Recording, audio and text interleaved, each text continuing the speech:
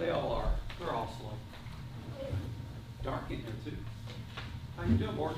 Good, how are you? Great.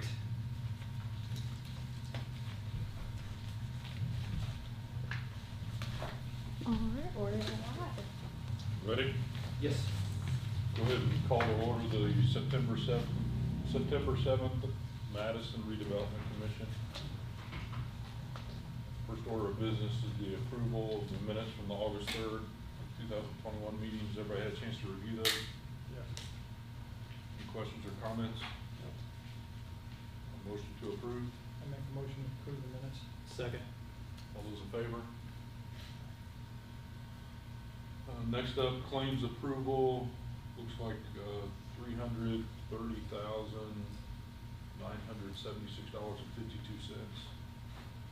$250,000 for a PACE transfer. $3,000 to FPBH for Cotton Mill. And $1,554 to HWC Engineering for sidewalk improvement plan. $73,487.70 to CDAN for Cotton Mill offsite improvements, and then $2,934.82 to READI Financial for professional services. Everybody had a chance to review those? Any questions or concerns? Motion to approve? So moved. Second. All those in favor? Next up, old business monthly financial review. Ask Parker to maybe join us and give us an update on financial review as well as the various reporting requirements that we have for the TIF district. So really the only 2 points I have for you guys tonight are more of a looking ahead kind of points. The first one, as Mayor touched on there, is reporting requirements. At the beginning of the year, we kind of touch on, there's a list of 4 or 5 different requirements that the RDC is obligated to complete throughout the year. Just as an update to you guys, to date, we're all set, sitting pretty. The only one that we'll be looking forward to within the next probably few weeks and then setting on the agenda for maybe November timeframe will be the annual TIF impact meeting, the one that we present on the tax impact that the RDC has to the community. So all in all, in a good position on those. The other update I'd like to give you guys is the Jefferson County is now certified AVs for 2022. Barring any adjustments that can be made, unfortunately, by tax bills next year, we can get a first glimpse at assessed values, both for the city and specifically for the Redevelopment Commission, starting next year, or looking into next year. As far as the Redevelopment Commission goes, AVs were pretty static over the years. We saw roughly about a $250,000 increase in AVs. That being said, I would expect revenues to be pretty static as well as next year. No drop, not a big increase, so all in all, the financial picture still looks solid for next year. Just kind of building off of that too, as far as the city goes, great news there, looking at about $14.5 million AV increase for next year. That's going to come from increases in 1%, 2% personal property. So all in all, the city's looking great. RDC is pretty static, but yeah. So as those AVs continue to evolve, like I said before, tax bills are sent out next year. We'll keep you guys updated. Was there Say about, how much did you say the AV increase for the city would be? About a little over 14 million. It's about 14.5 million certified AV.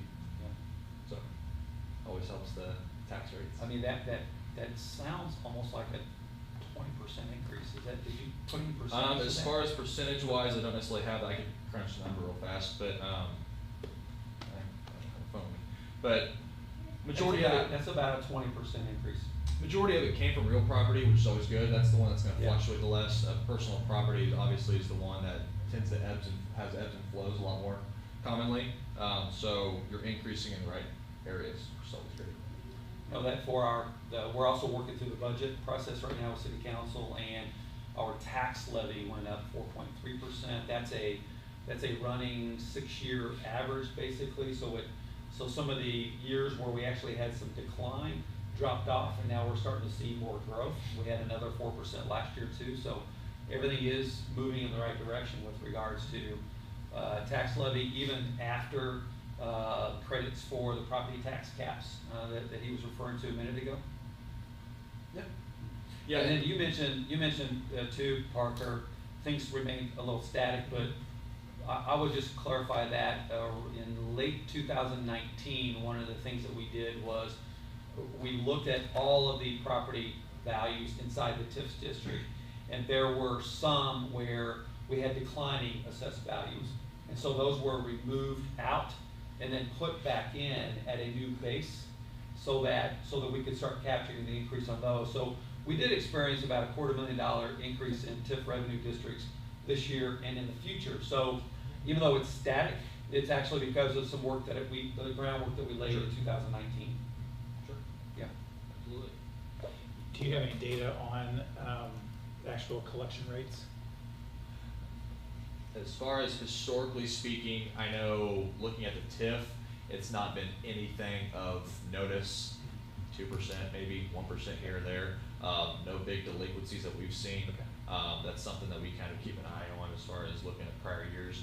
I don't have hard data on the top of my head, but Dr. Mayor, even last year when there was a bit of a not a moratorium, but a delay in tax collections, we didn't see a drop off in the tax revenue, even when the governor had allowed extra time to pay property taxes.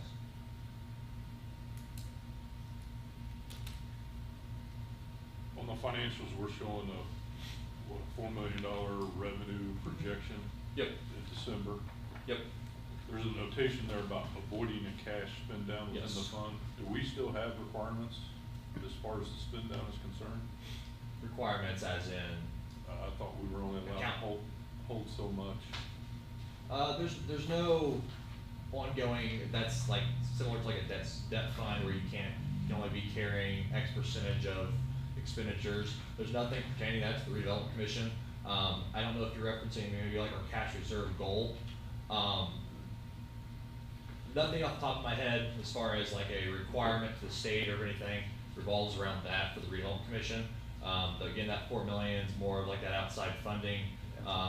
It kind of got placed on the back burner a little bit while the majority of the efforts were focused towards READI grant, which I believe is now deadlines are passing and all that stuff, so shifting of focus. We had projected the need to borrow $4 million in order to fund the high priority projects that we were identifying at the time, plus create a minimum 1 year of tax collection reserves. Right. And as Parker alluded to, that's stalled out a little bit from a priority perspective because we have shifted our focus toward the READI grant program that Governor Holcomb has rolled out. And I'm going to give you guys an update on that in just a second because we've had some really positive developments on the READI grant program and then also just the overall economic development planning altogether. But we do still need to improve liquidity inside the TIF fund, but right now we're just managing how we spend those dollars, and then when we get to big ticket items and we know where we stand with the READI grant money that we'll receive, then we'll be able to actually go out with a plan and borrow the exact amount of money that we need.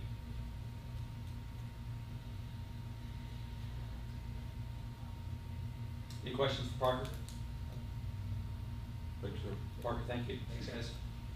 On the READI grant side, so we had submitted, or let me back up a little bit, I've talked about it a couple of times, but Governor Holcomb has rolled out a program called the Regional Economic Accelerated Development Initiative. Initially targeted at $500 million, spread across 10 districts across the state. Jefferson County is one of 5 members in the Southern Indiana Regional Development Authority.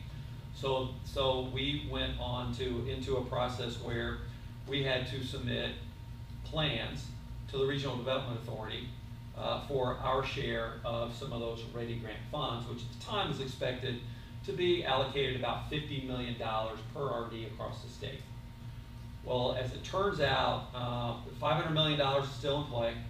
Governor Holcomb had extended the deadline from August 31st to September the 30th for groups to submit their requests for. During that time frame, the number of regions grew from 10 to 18.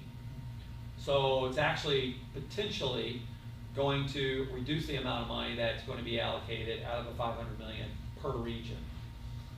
For the Southern Indiana RDA that we're a member of, for the $50 million that we're still applying for to the state, there was over $200 million of requests.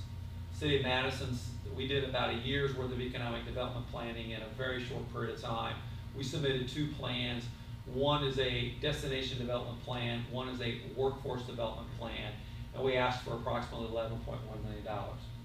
We were 2 of maybe 4 or 5 plans that were submitted in Jefferson County, including Hanover College, which submitted 2 plans. Jefferson County Commissioners submitted 2 plans, and I think there was 1 private developer who submitted a plan. It's possible that the governor sees how wildly successful and robust this program can be and awards more than $500 million toward it, because it will generate several billions of dollars of economic development across the state in a very, very short time period, within 2 years. The plans that we submitted indicated that we could generate $250 million of local community economic impact in 3 years through the public-private partnerships that we've established, whether it be expansion of industry, innovation and entrepreneurship, housing, quality of life, tourism, and other things that promote, the city of Madison and Jefferson County as a destination. We're going through that process now. Our 2 plans scored really well. The RDA announced at last Friday's RDA meeting that they have now bifurcated about 52 submissions into 3 categories. One was an RDA-led category, which were 4 projects. The other were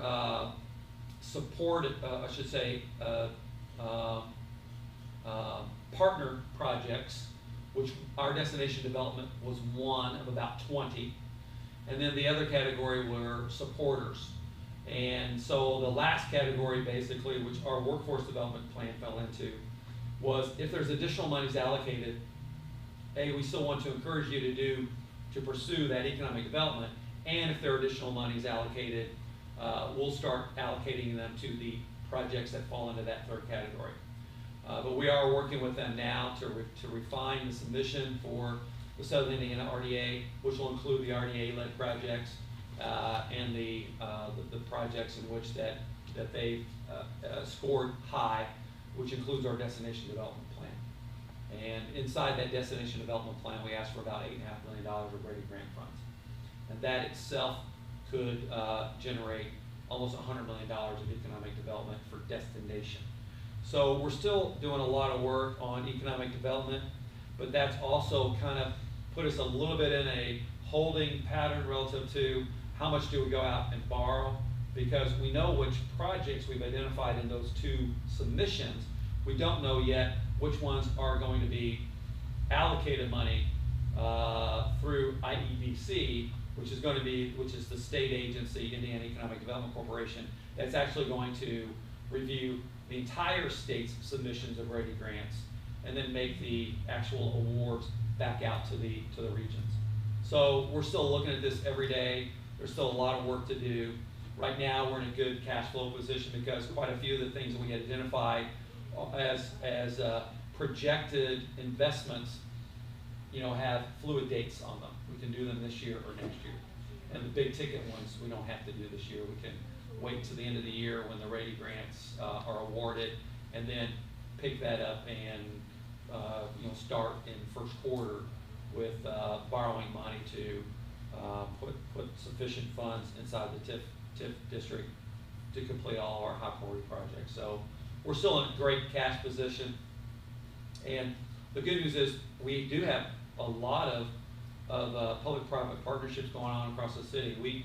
In our plans, we submitted 42 letters of support from third parties who want to partner with the city in some form or fashion, and many of those had a lot of private capital that was being invested for the city's plan. So it's going to be a really robust next 6 to 8 months as we go through the process with the state.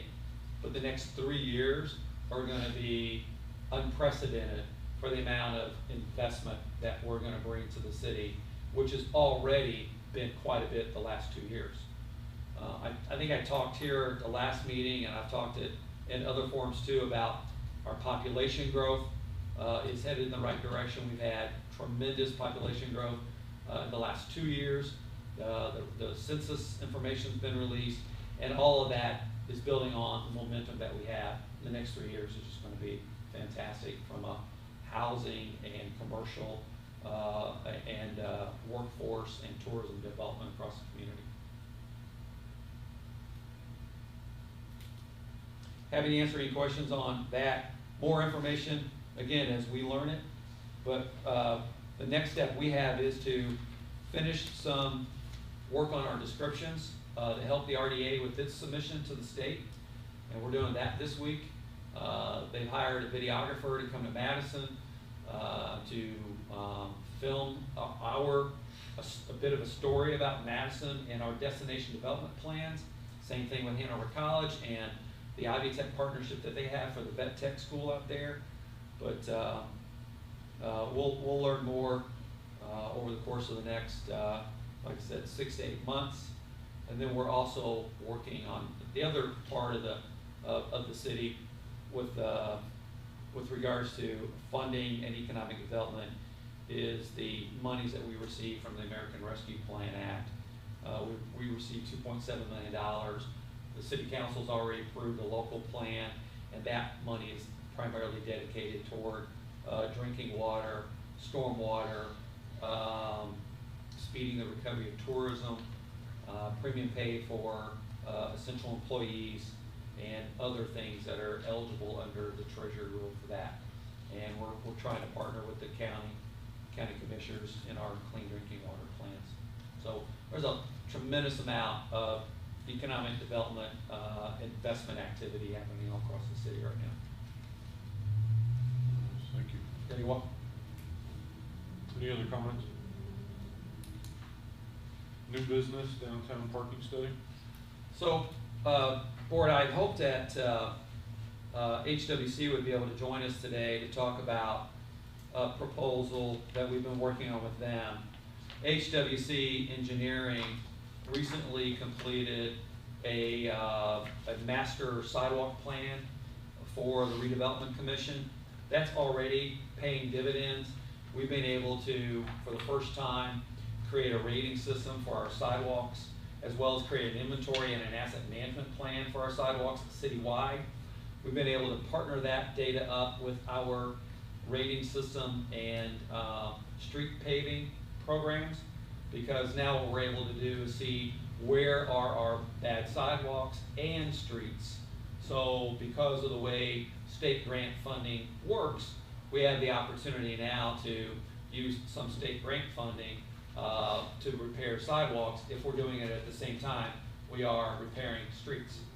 So asset management is an important thing that we're moving into, because it just allows us to be, you know, more sophisticated and data driven and intellectual with regard to how we spend finite resources. But an area that we wanted to continue to invest in creating a data set is downtown parking. If you ever come downtown, we really kind of have two cities in Madison, and that's one during the week and then one on the weekend. And they both have very different parking needs, and we have very limited off-street parking, and we don't really know what our parking inventory should be with regards to the amount of traffic that we have, and we don't have any parking management plans. And so what we've just tried to be is sophisticated about our approach when we're developing policy or investment, which is, let's just find out what we need to know in order to create, again, more information to better assist us in making informed decisions. And so we asked HWC, which is the same company that did the sidewalk asset management plan for us, and I thought they did a very good job to give us a proposal that will help us evaluate our parking supply and demand. And so what you have in front of you now is a scope and fee proposal where they will collect the data, inventory our parking, and really analyze supply and demand, so we can make informed decisions with regards to either investing in new parking, better management of existing parking. So what you have in front of you is a downtown parking study with an outline of the scope of work, how they propose to collect the data and come up with recommendations, and they'll come back to the redevelopment commission with their recommendations. But I'd ask the board to consider approving the scope of work with HWC, not to exceed $49,900. They did our sidewalk survey, which we budgeted for about $50,000, and I believe we landed, around $35,000 is where that work came into play at. So we've got some money remaining in the sidewalk survey budget that can contribute to this too, but I'll pause there and answer any questions that you guys might have about what our intentions are, purpose of this is, and contracting with HWC. I think it's important to have this project done because we really don't know. We don't know. We have spotty areas all over the city. And even though this is pretty restricted area, it seems like it's from First Street up to Third and then from Walnut to Broadway. Yeah, Is that we as far as we want to go? We went through, and because the data collection is going to be really time consuming and expensive because it's all going to be done with drone technology. And it's going to be an hour by hour analysis of a pretty broad area because we're trying to capture Walnut Street because of the traffic with the jail and the courthouse all the way down to Broadway Street, and this district that's starting to form, which is really our cultural arts district and central business district. So, what we see during the weekday is regular, traffic coming in and out of town, parking for the businesses that are down here, residents who live downtown, and then the weekend's a completely different animal, which is more about arts and entertainment. And we don't know exactly how we can manage it. Right, we're not managing very well right now, I can tell you that. But we felt like that perimeter that we drew was a natural area to start. And then if we get data collected from that and we want to expand it out, we can. But it's just going to be really time consuming and expensive to look at these trends, hour by hour trends, in that broad of a district actually, with the different types of people who are traveling in and out of downtown. So they'll also assess vacant lots in areas like that? Yes. Could possibly be part of that inventory? Yeah. Okay. And they'll also, and they've done, we put inside this package, Joe, an example of what they did in Angola that really helped them refine what they have and what they should be doing about it, where the greatest parking demand is, when the peak demands are.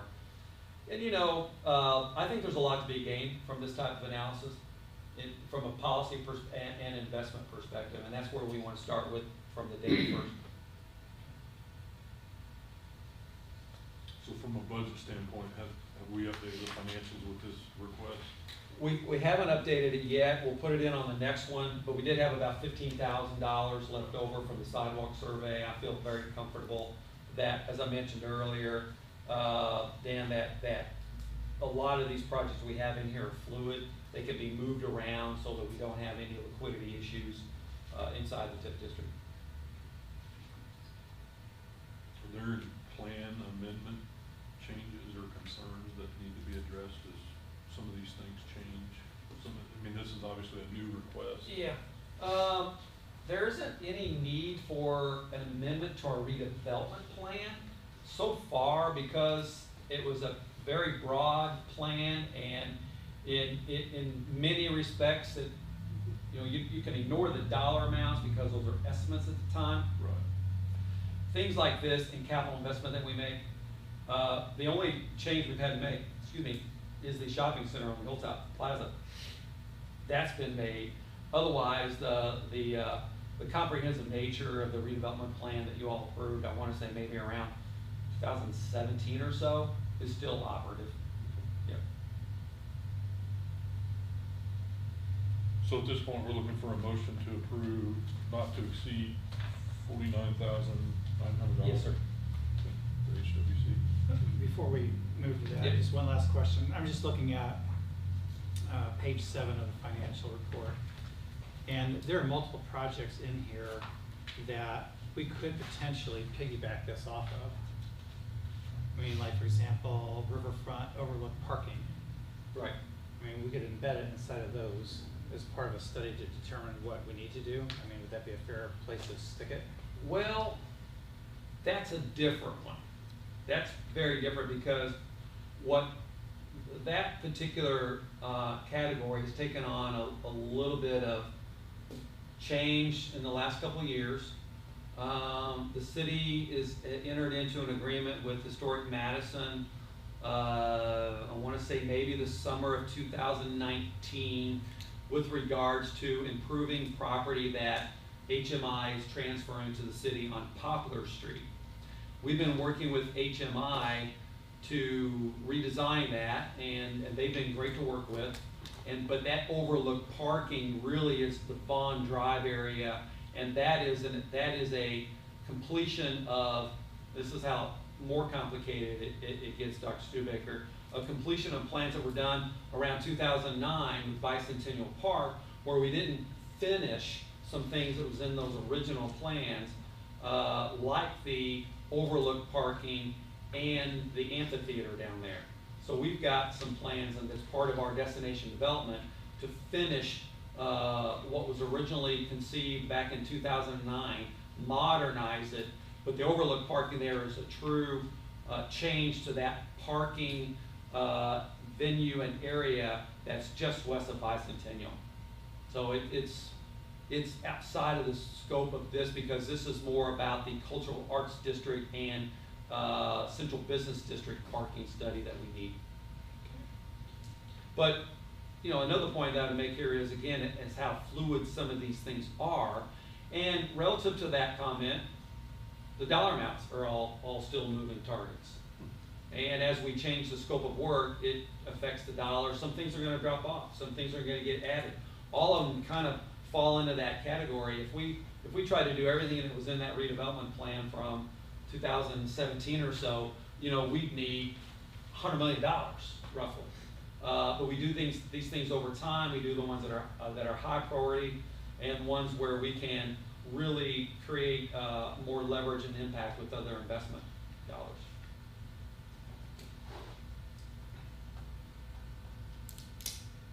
Any other questions or comments? Okay. Hope that answered your question, Dr. Studer. Yeah, I mean, it does. I mean, Yeah. the sidewalk project is in there, so Yeah. if we come in lower, we've already got a portion of it paid for. Right. Okay. Good. So a motion to approve not to exceed $49,900 to HWC. I'll make that motion. Second. All those in favor? Thank you. Any other new business? No, sir. Any city matters that we haven't discussed already? Just that we're going through the budget process, and you know, that process is going to complement what we're doing here in the redevelopment commission, because it's another source of dollars. And you know, I mentioned earlier sidewalks being so important to the fabric of our community. And if you recall some of the the findings of fact from our sidewalk survey, we have about 40 miles of sidewalks in the city. Approximately 9 miles of those sidewalks are rated fair to poor. About 50% of those sidewalks are rated ADA non-compliant. Although they're passable, they're not compliant with ADA. So we have a lot of work that we're constantly doing with various different sources to deal with all these problems simultaneously and find the money where we can find it. It's our goal over the next 2 years is to correct all of our fair to poor sidewalks. And the estimated dollar amount of that is about $1 million. And so as we go forward into planning, either at the city budget side or the redevelopment commission side, we'll ask you for part of the money, and we'll put the other part of the money in the budget. But it is attainable to do $1 million worth of sidewalks. Although it would be unprecedented, it is definitely attainable to do $1 million with sidewalk repairs over the next 2 years if we manage these resources right. And when we're talking about all of the economic development that's going on across the city, there's really hardly anything that's more important than sidewalks, because it's about pedestrians, it's about gathering, it's about those with disabilities being able to move across our community, it's about supporting multimodal forms of transportation. It's complicated, and there's a lot of moving parts to it, but we can see all the parts. And so we'll come back and keep coming back as these plans get refined, and we appreciate all your support, because it's drive around town, it's already making a big difference. Thank you. That's it, thank you. Any other matters to come before the commission today? Next meeting is scheduled October 5th at 3 p.m. Motion to adjourn. So moved. Second. All those in favor? Thank you all, thank you for your support. Perfect, thank you.